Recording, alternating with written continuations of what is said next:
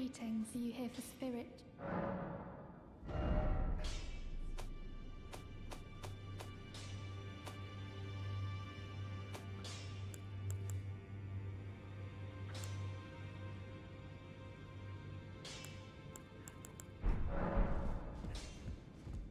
Well, I took you for no matter. Lay out your arms then.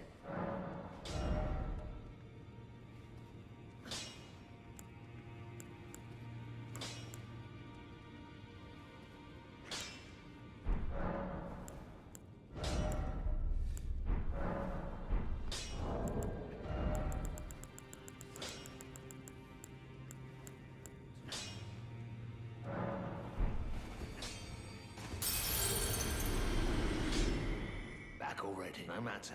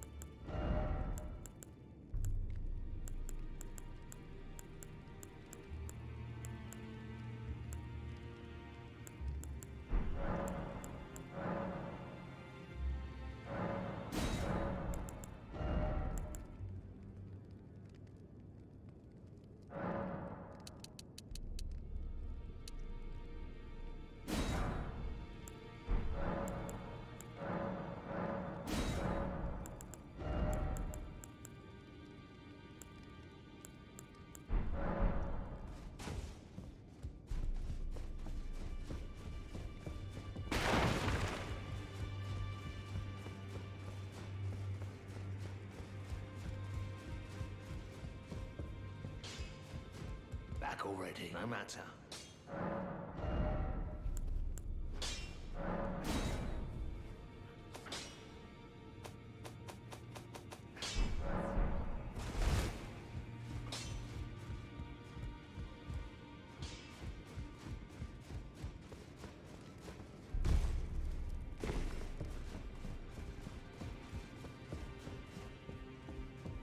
It may.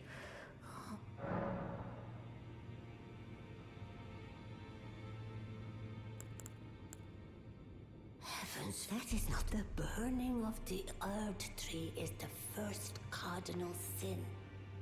And the rune of death goes by the forbidden John. The fingers would never. But here we are. The fingers dormant, severing our link to the greater will. The realm and all life in ruins. Impossible event. Who is to say that the cardinal sin must be cardinal forever? Go on. Finish the job. Take the course you deem most worthy. I'm fucking focusing, dog.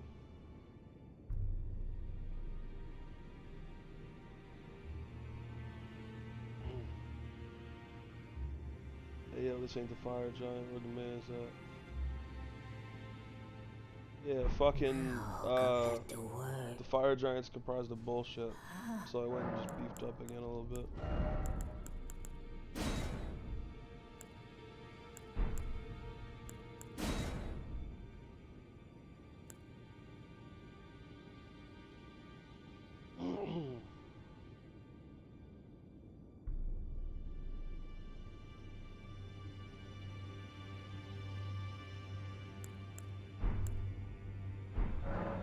Now, Gledo. You must only the smoldering flame in the great forge of the giants on the highest peak in the lands between can burn the Erd tree, but special kindling for the flame to burn the earth tree. A sacrifice. Yeah, I saw the cheese thing, but I can consistently get him under. I can consistently get into the second phase. It's just just trial and error, man. Like, he has so much health, and you can get one shot so easily. I was thinking about, because he's weak to pierce damage. I was thinking about just beefing 2 daggers. Probably better off doing it anyway.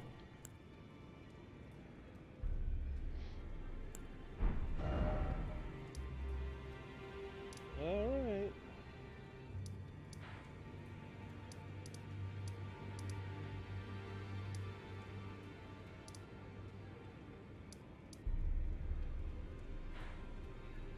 Where the fuck was I? Right here, I'm pretty sure.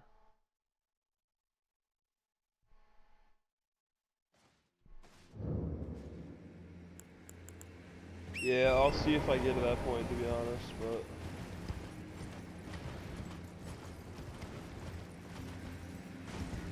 doing, like, not so bad with getting him into the second. It's just the second is just insane.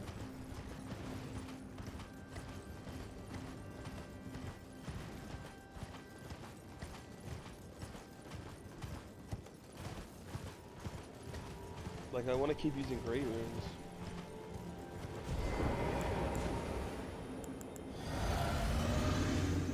Skip a great rune.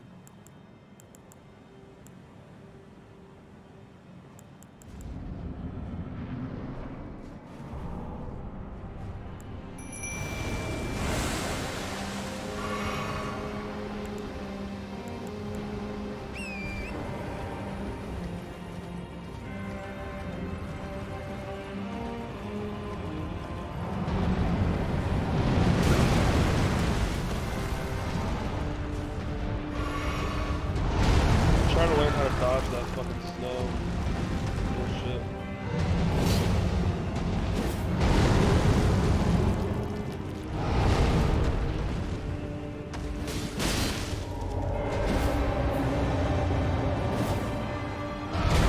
Oh my god, bro. I would need to learn to stay under the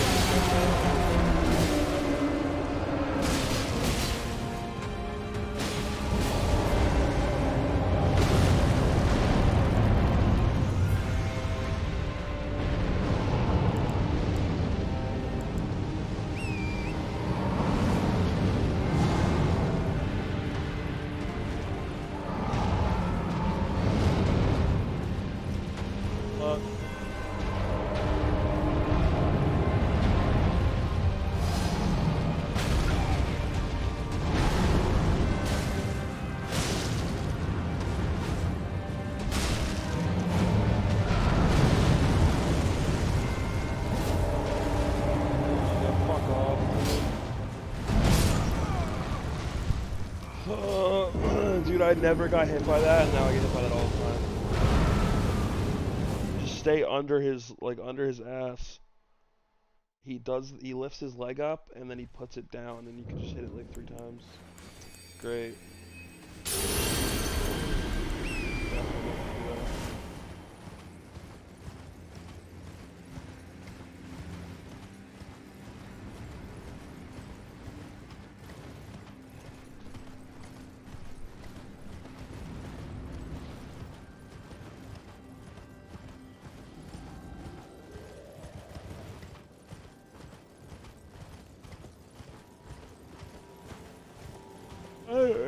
I been had this Radon armor. I just saw what you said. This Radon armor, like, we were playing it together, like, before you even got to Radon. Try jumping that first attack with the shield. So you told me it's the snow one? Yeah, you have to. You can't dodge it, like, or like you can't outrun it with a you can't outrun it with a horse. You have to dodge roll it. It's just me getting off the horse and dodge rolling it at the time. Honestly, I might just let him come down here today. Yeah, if you hide behind a rock, but if you're out in the open, you cannot. It requires perfect frames to dodge it. You can't do that on the horse. I forgot to fucking heal, dude. Yeah, see, even if I was behind that rock, I would have got hit. You get hit by that snow behind the rock. What a waste that just was. Wow.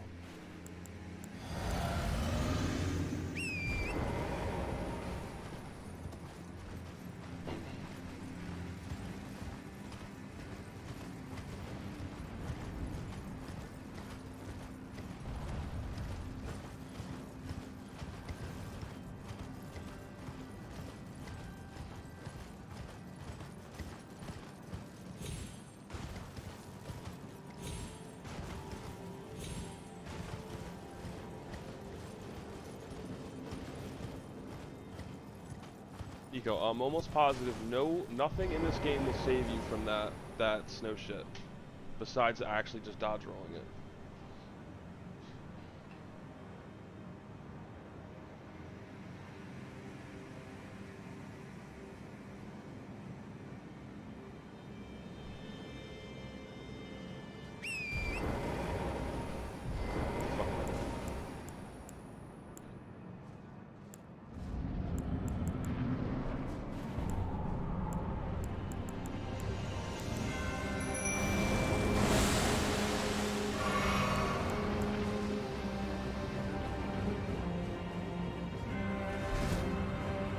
Ones towards him. You're talking about like this one right here. You cannot, you 100% not survive here. Well, I mean, he fucking swung right past me with snow, and you cannot. You have to dodge roll.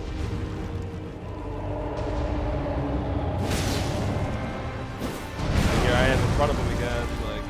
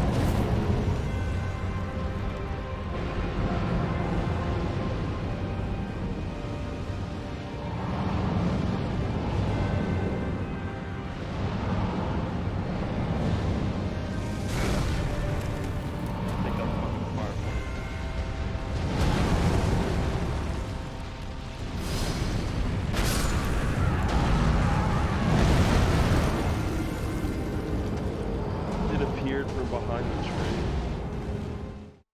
It's so trolly.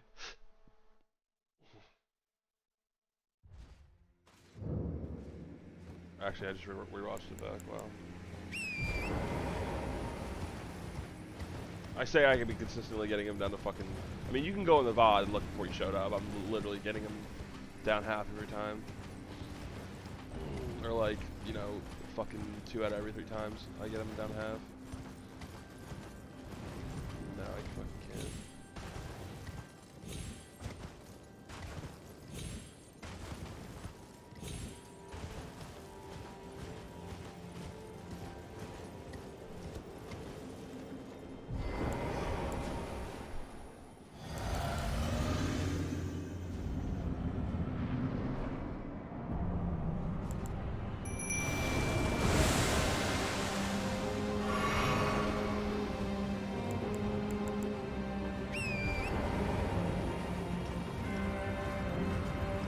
See if I get to here, if he does the shield thing every time.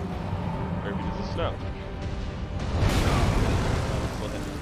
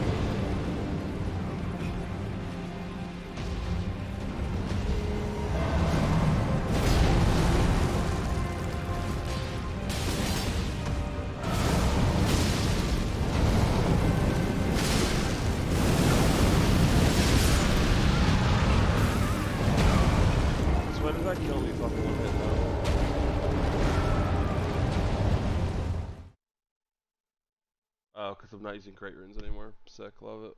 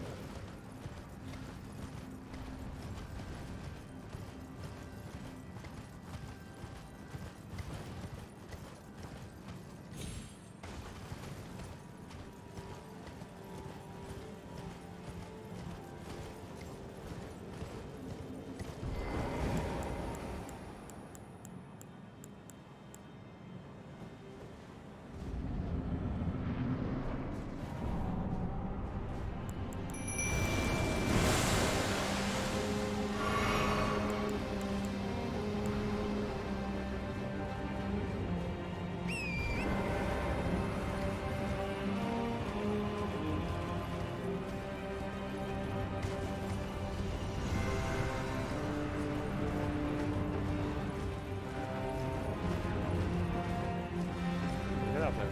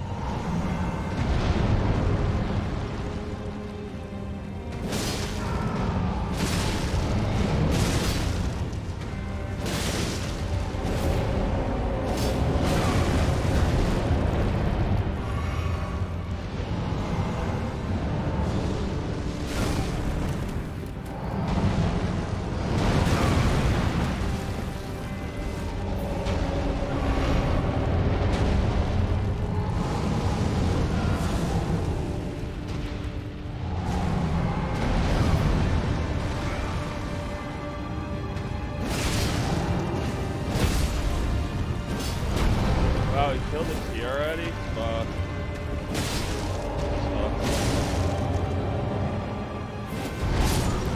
Ah, he killed me too, so what's the fucking point? I shouldn't have started using tears, because now it's fucking, I'm so much weaker now. The fucking, not the tears.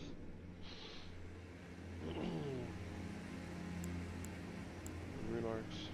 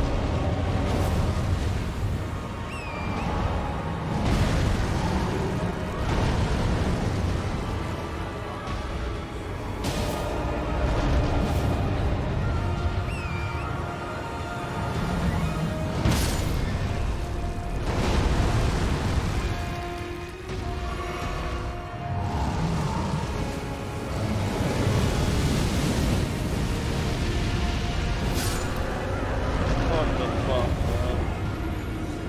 Tired of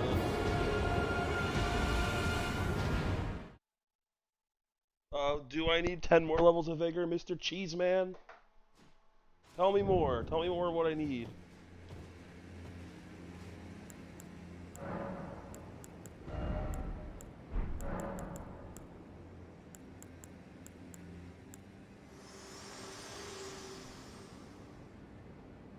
Think not of the kindling. I shall see to that. All I ask of you is to make the journey to the snowy No, I really don't mountain even need to be on my tops of the horse in the second giants, phase. That's the problem. far above the clouds. I know. I'm asking you to commit a cardinal sin. Oh, you did it without but the it cheese, must huh? be done to reach the path beyond. What level are we when you And did it that after the cheese? is the Fucking path 160? I wish to travel. I'm pretty sure you were 130 What when is you your did when you mind? got here the first time. Shall I turn your runes? Let my share them with me. Bro, I was looking at forums of a lot of people who were even higher level than me, still saying they're getting one shot in second phase.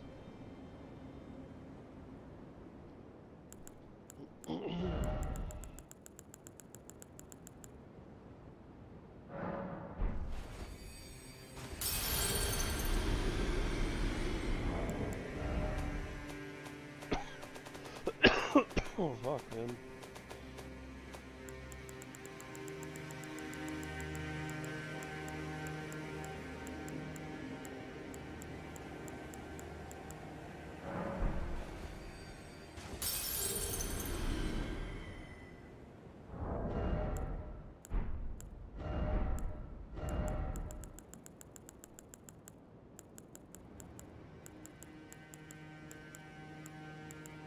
Bro, I was looking at caps before when we were playing the game originally, and 25 is absolutely normal for this level.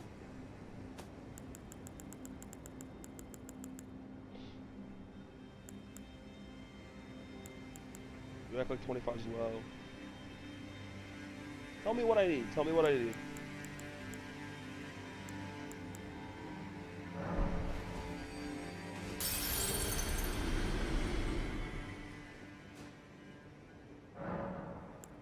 Yeah, it's only 7 levels. Yeah, definitely.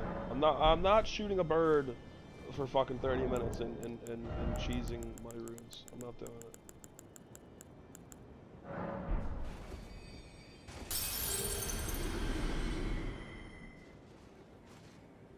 The plan is to not get hit. But I'll literally get to 29 just so I don't have to hear that anymore. 29, that's it.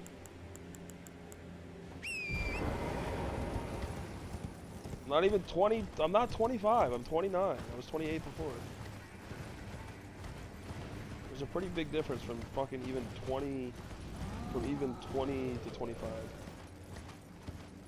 You have plenty already, Ethan. You act like it's a lot, but like, what's that, 1,000? Is that 1,000? So it's 5,000. So I have 50k right there. So that's one level, right there. That's one level. So I really only have like, I don't have a whole lot. I only have maybe 2 or 3 levels of runes. I'm not gonna waste them.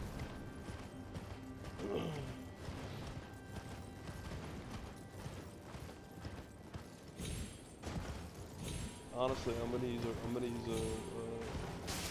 rune arc again.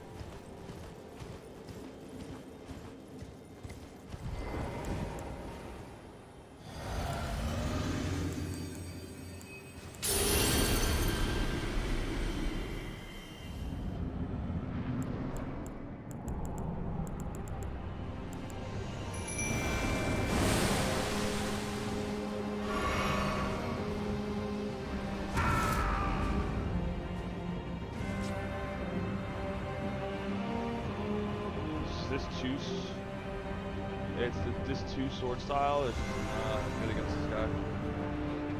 And I'm good against like smaller opponents. Fucking something big. Really this time.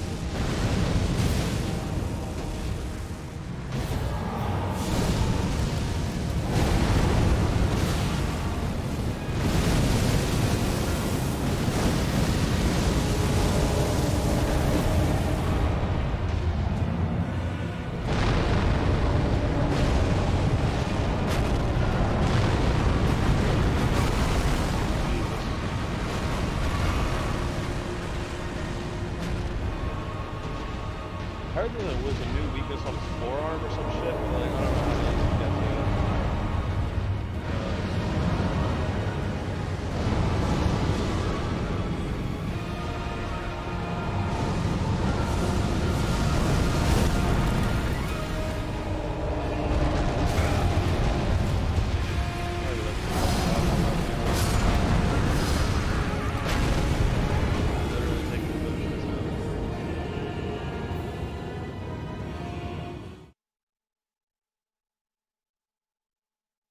Oh my god, I drank an empty I drank the fucking empty flask. Oh man. It'd be one thing if I was having fun in playing it. I'm not having fun.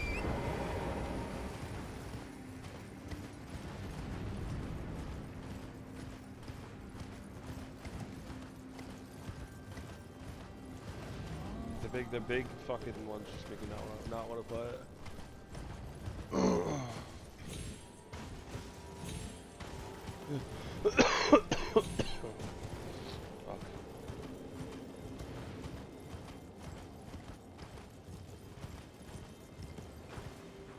You just visualize this one real quick.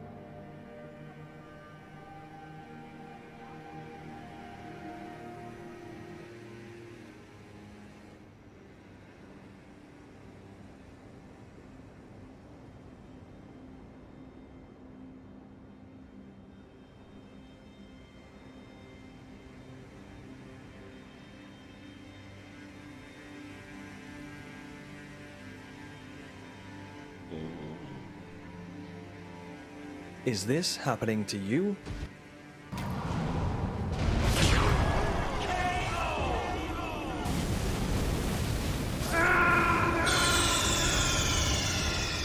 Then you're in the right place for video game training.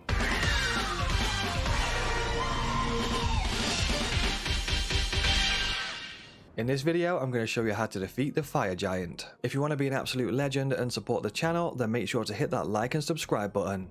My name is Azavar or Azza. Now let's get into the video. I'll just show you where this boss is located on the map. His health is to use any lightning talisman or the pearl drake. For the talismans, we're using the Erd Tree's like and subscribe button. My name is Azavar or Azza. Now let's get into the video. I'll just show you where this boss is located on the map. So the closest site of grace is this one, Foot of the Forge. And then the actual Fire Giant will be here. And the setup that we're using for this fight is 2 Keen Scimitars plus 22. We've got a Serpent's Bow. We've got the Finger Sacred Seal, so we can use the Rotten Breath incantation. We are also bringing along a shield, although to be fair, we probably won't use the shield in this fight. For the talismans, we're using the Erd Tree's Favor plus 1, which raises maximum HP, stamina, and equipment load. We're using the Winged Sword Insignia, which raises attack power as long as we keep attacking. Green. And then what we'll do is whip out some spirit summons for a little bit of a distraction. And we're going to be applying poison to him first of all with the Serpent Bow. So we're just going to get underneath his booty, like so. Lock on. You can lock on to either his feet, or you can... This isn't fucking helpful. I'm not using a bow. I just want to see someone do it, even if it's the same way I'm doing it, and then that'll like... give me what I need.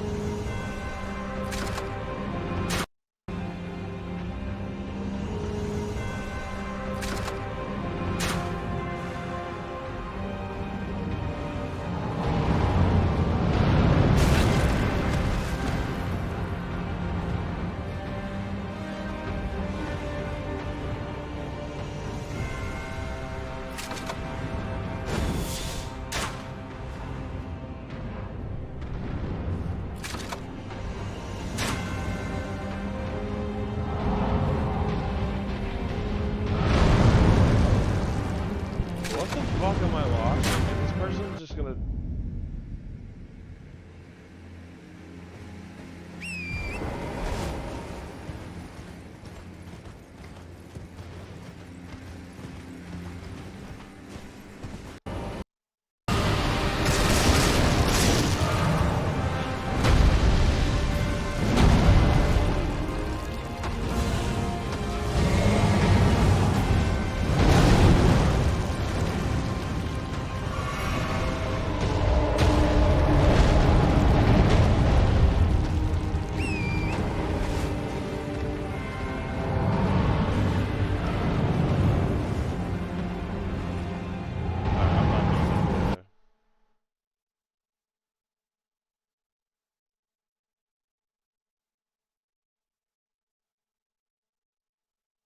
Welcome back to the Elden Ring Boss Cheese series. Today I'll be explaining in detail how you can cheese the Fire Giant at any level in the game after the initial patch. A lot of guides out there give brief explanations but don't really explain how to pull it off efficiently. I hope that after this video you'll be able to nail the tricky parts first try every time. If you don't want to actually cheese this guy, I'll have a guide on how you can kill the giant properly and easily towards the end.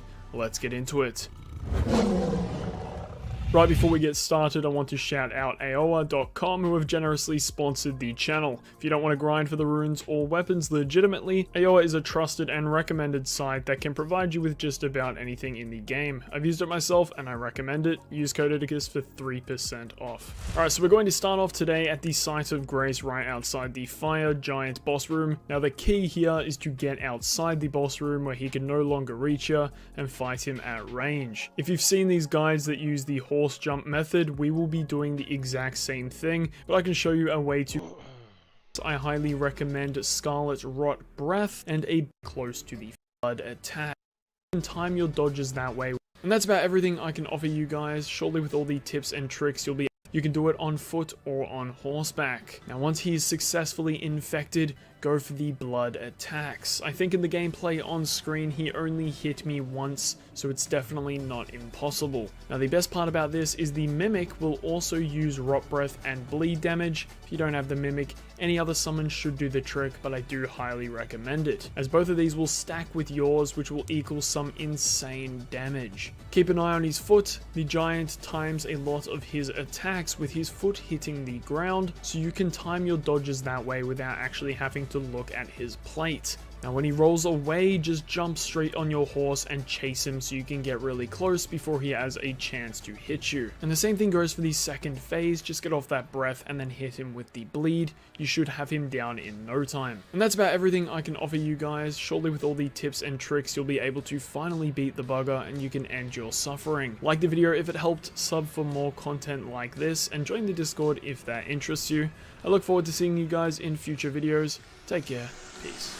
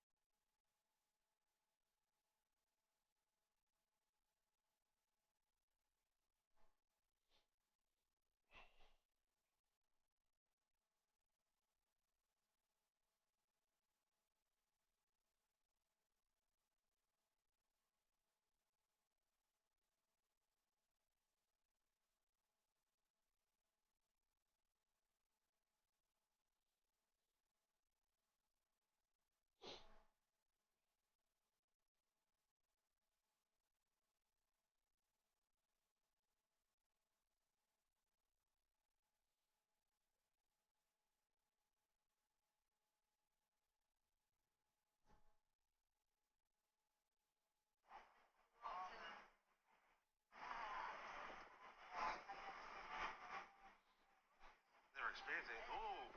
Oh my god, the whole truck took him out. Be safe, guys.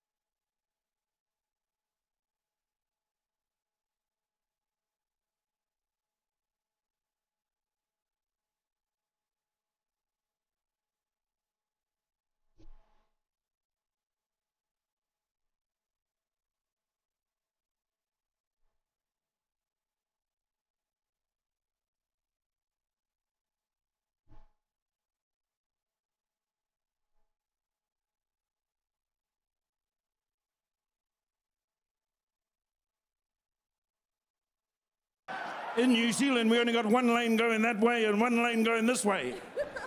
So I got there at 7 o'clock in the morning, and my meeting was at 9:30, so. And then I got taken into the room, and there were all these drawings on the wall. And there was a guy on the wall, looked a bit like me, bald head and these robes. But I still didn't believe it was me, but until John arrived and said, look, we'd love you to play Boba Fett. Man. And because I had so much fun back in the year 2000 playing Jango Fett, I thought I'd better do a better job for Boba Fett. So it gave me that opportunity to well, he was kind of a cool dude back in The Empire Strikes Back. He actually didn't do too much. And let me pay respect to Jeremy Bullock, who passed on. Moi mai e te rangatira, haere koe, haere runga I tō maunga tō awa hoki. Moi mai rā, Jeremy, tēnā koe. Yeah, I just, you know, you got to pay people respect. They kind of set up that mysteriousness about Boba Fett. And then another part of the big process was working with the crew and developing his look. Obviously, he'd been in this place, so he had a few scars, been parched by being left out on the sand. So even that was a movie in itself, going through all that makeup. And then fortunately, I had this thing called a Bacta tank, which gave me my good looks back. So, so as the book went on and we kept filming, it meant I didn't have to go to makeup so many times, because there were some big makeup calls as well. They were trying to make me look ugly, darling, but I don't know. That's a really hard, that's a hard job for anyone. Yeah, I like this guy already. I like this guy. Thank you, man. Thank you very much. Now, how did you approach playing Boba Fett compared to what you did as Jango and the clones at the time? Well, I just thought, well, like father, like son. And hey, Daniel. And as I said, I wanted to be better. I want to thank my trainer who's out there, Jen Sung. The big thing for Boba Fett. Wave your hand around, Jen Sung. We wanted to get a little bit more physical. I changed his voice a little bit up because I was talking like that a little bit. Sometimes I'd forget. I thought his voice had been like played with some acid might have got down there. So I was going, yeah. Oh, and then I keep forgetting sometimes. Oh, I forgot to talk like that. But Jen and I worked hard on the physical side. We wanted to make him, because I had to go in the Bacta tank and they were going to see this half of my body. So I had to do some bench press and some curls. And I tried to cut back on the beers so the stomach wouldn't be out too far. Because some of these fans were calling me Boba Fett. So then I started doing a sit-ups. My trainer got me doing a couple of 100 sit-ups. Man, I need to go back to the gym anyway and get some stuff back. And what unique spin do you personally bring to your portrayal of Boba Fett this time around? Huh? What unique spin do you think you put on your portrayal of Boba Fett this time around? Well, it was great working with Robert Rodriguez too, because, you know, and directors and Jon Favreau. And it's a whole team effort, you know. It's one of those characters that once you put the armor on, well, you kind of feel invincible. And boom, boom, boom. And then, of course, we had to crescendo to the end episode and come riding in on my Rancor. Then we had to do some scenes like a bantha. Yes!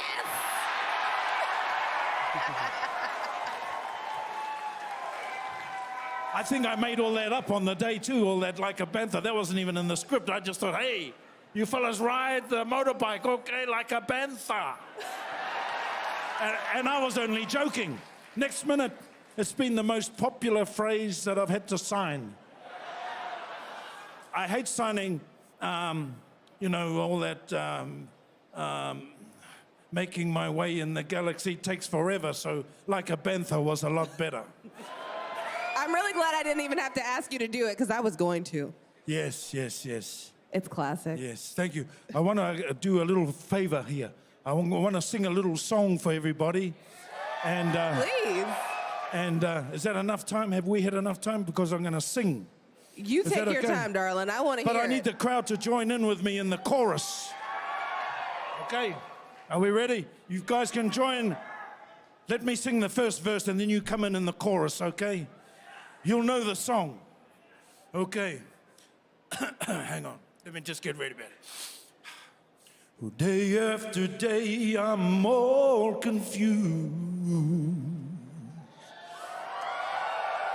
Yet I look for the light through the pouring rain. You know that it's a game that I hate to lose. I'm feeling the shame. Ain't it a shame? Oh, give me the beat, boys, and free my soul. Wanna get lost in your rock and roll and drift away.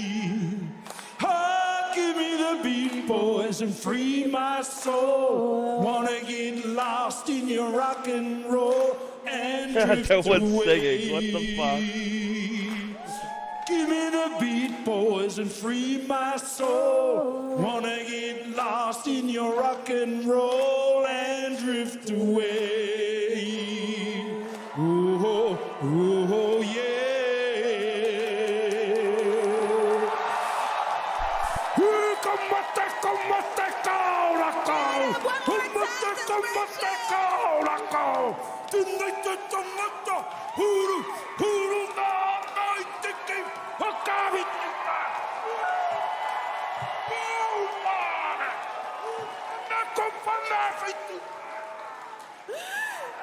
Everybody give it up for Tamara Morrison! Thank you, thank you. We'll be back with more guests and surprises here on Star Wars Celebration Live in just a second.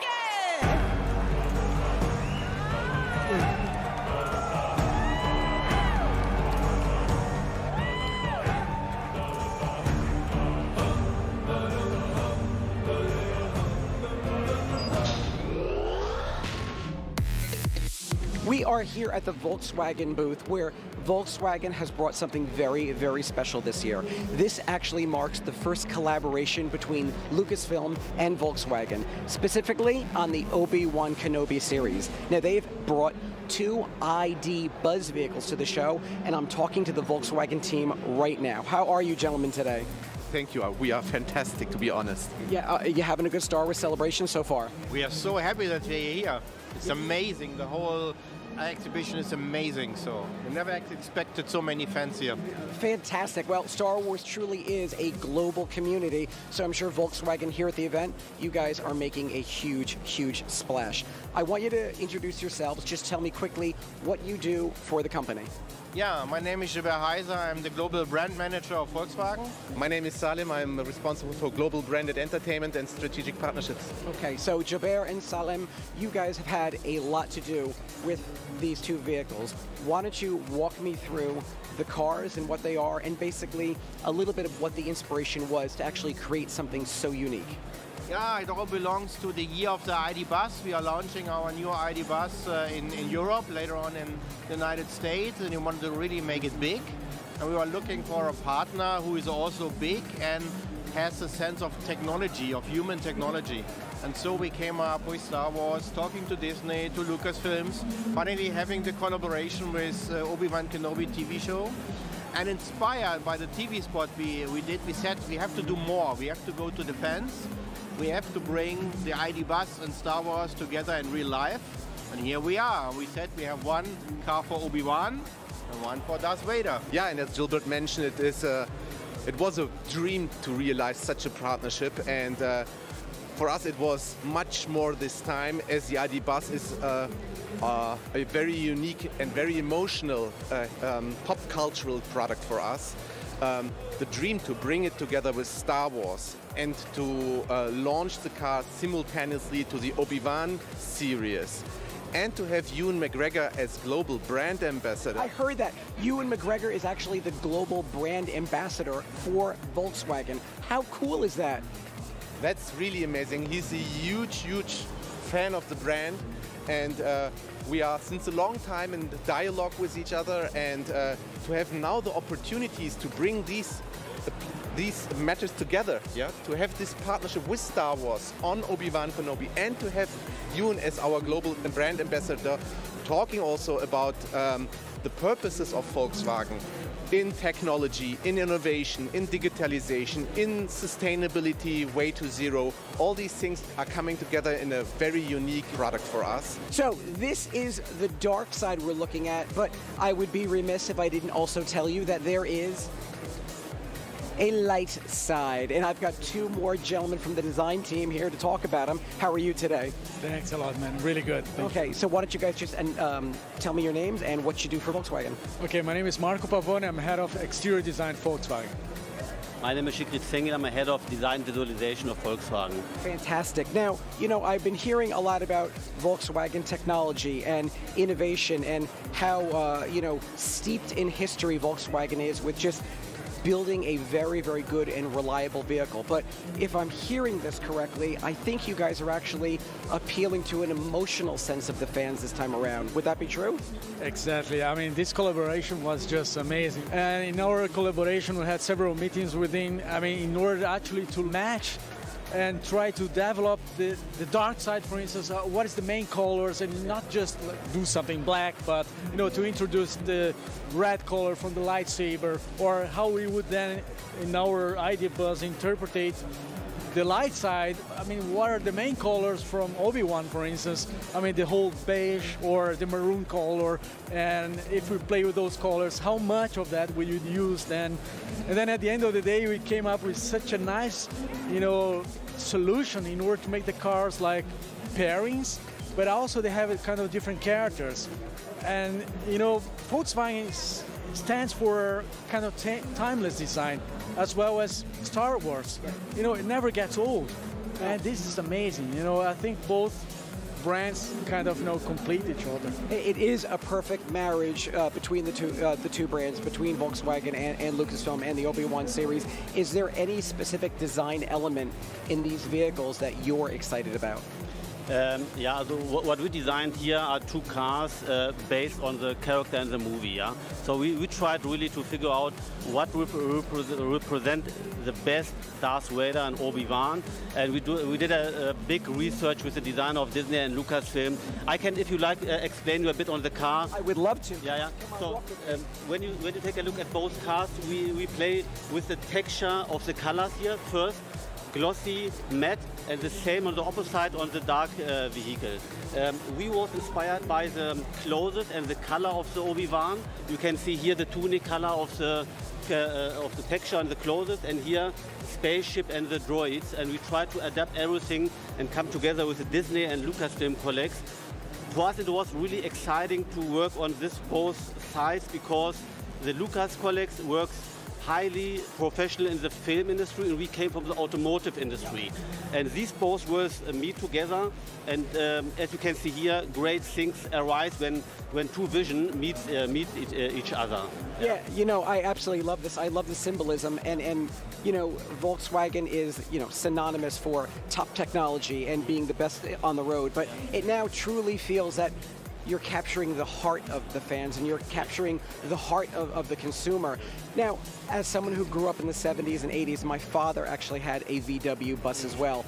Are you looking at generational buying? Are you looking at possibly people buying them who might have had them when they were kids as well? Yeah, of course. You know, these cars here are such an icon, and they relate, of course, to the first ID bus. I mean, from the 70s or 60s.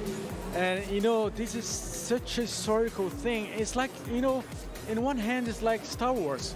You know, this kind of passion passed through generations. Real quick before I go, okay, yeah. Okay, I just want to say this is absolutely incredible, and I love the two ID Buzz vehicles that you folks have. Sure. Definitely, it has a lot of, the fans are loving it too. Can you tell me if there is possibly any future collaborations on the horizon between Lucasfilm, Disney? Maybe. If the Force is with us, who knows? Yeah. Who would be your favorite character we should have Here, I'm a droid guy. I want R2D2. I want an R2D2 Volkswagen. Maybe a bug. Maybe an R2D2 bug shaped like, you know. A bug. Maybe we can work together on this. Good inspiration. Oh, fantastic. Okay. Well, that's it for me right now. With Volkswagen putting a new spin on a beloved franchise, I'm Jordan at the Volkswagen booth. Make sure you guys come on down. Look at these ID Buzz vehicles. If you are at home, check us out at StarWars.com where you can learn more about this. There is more.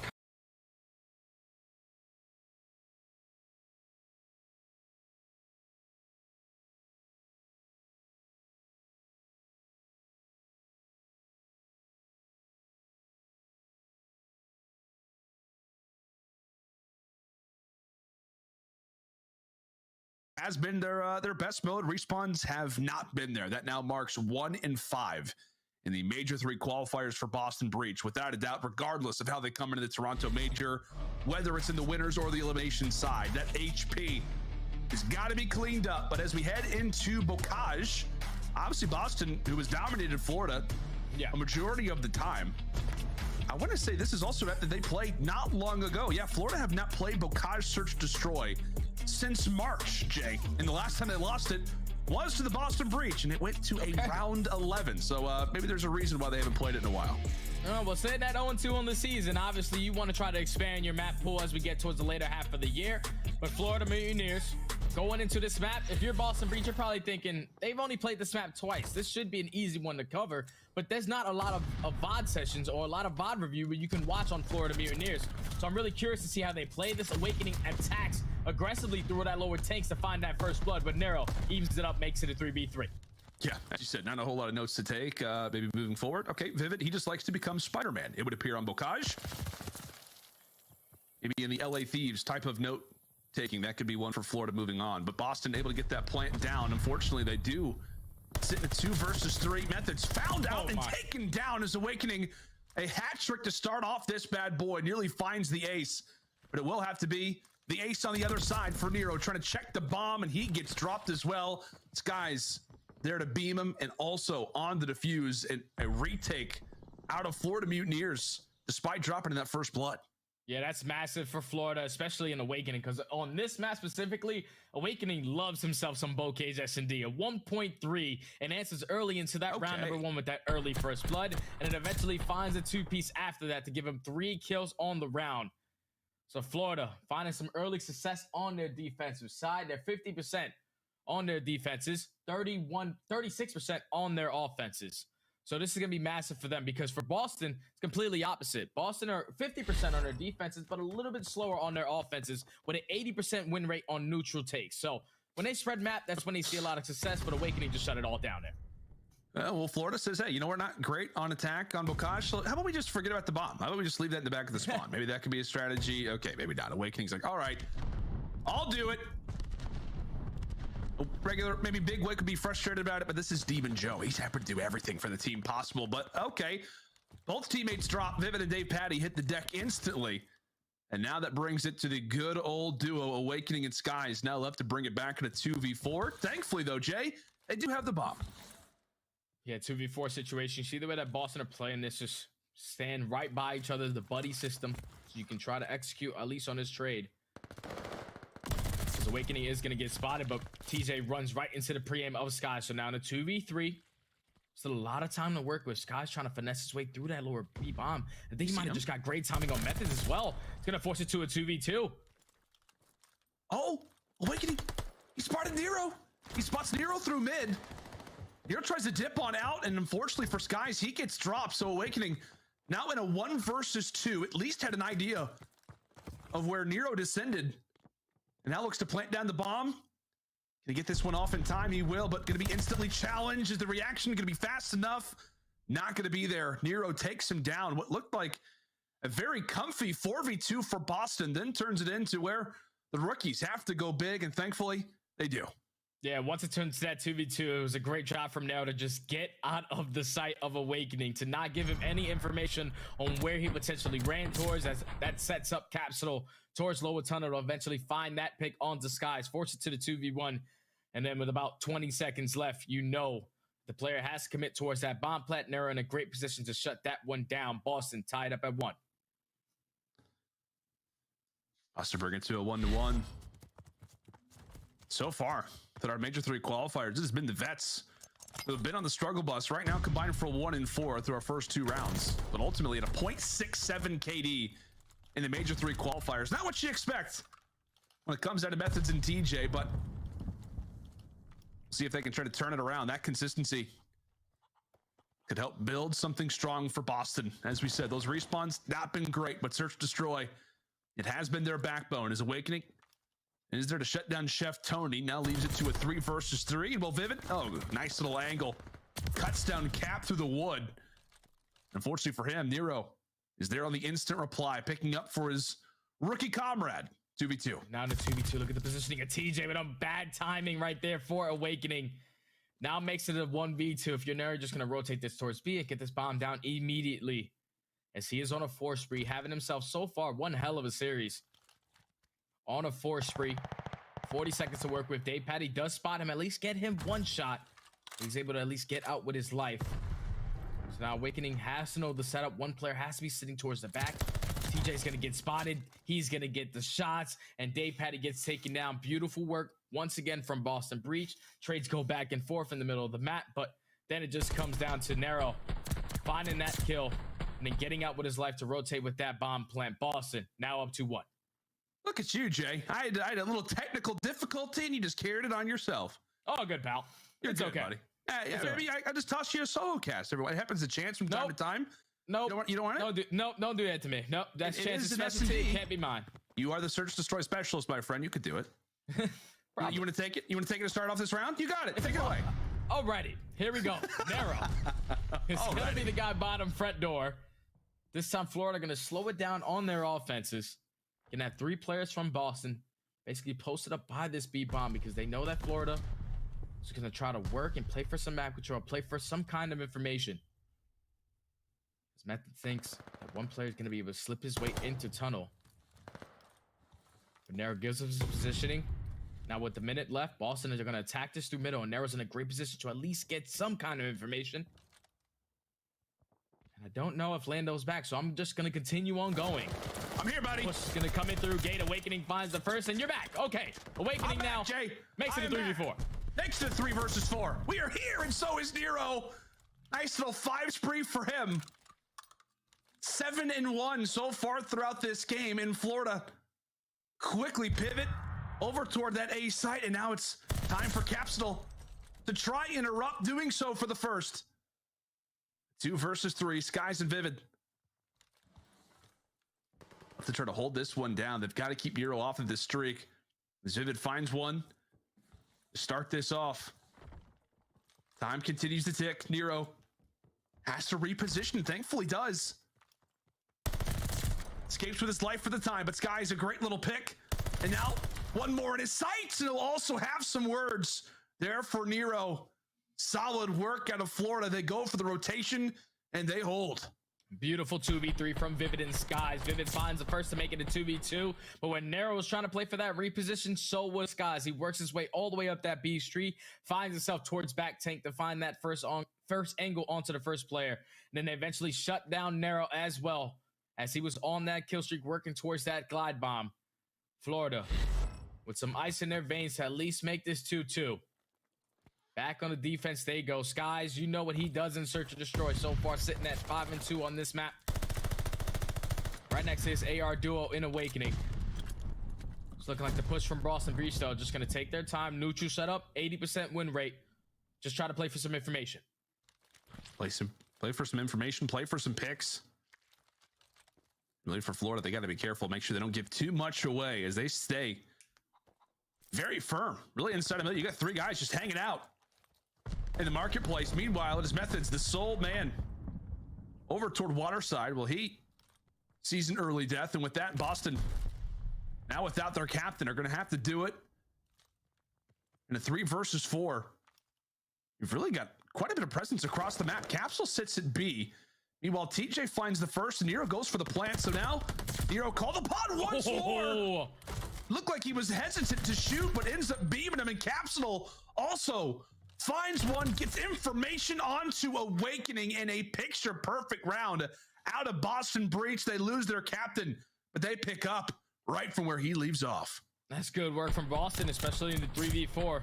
They find that kill onto Dave Patty, who was the player that was camping on backside A. But then the big gunfight of the round has to be Nero versus Vivid as soon as Vivid breaks down that door from Tools. Huge one-on-one, able to come out on top. Eventually allows Capsule to push through that late flank at that B bomb.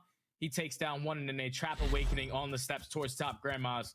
Beautifully executed around from Boston Breach, even in the 3v4. And as we said, Jay, like I said, it's been the Young Guns throughout the Major 3 qualifiers and Search Destroy, and again, they are doing it.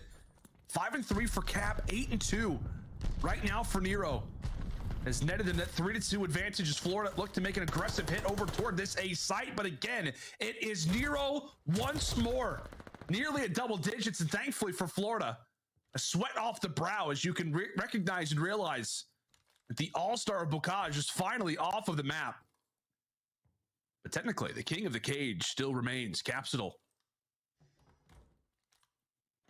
Hanging out toward the top side of Grandma's.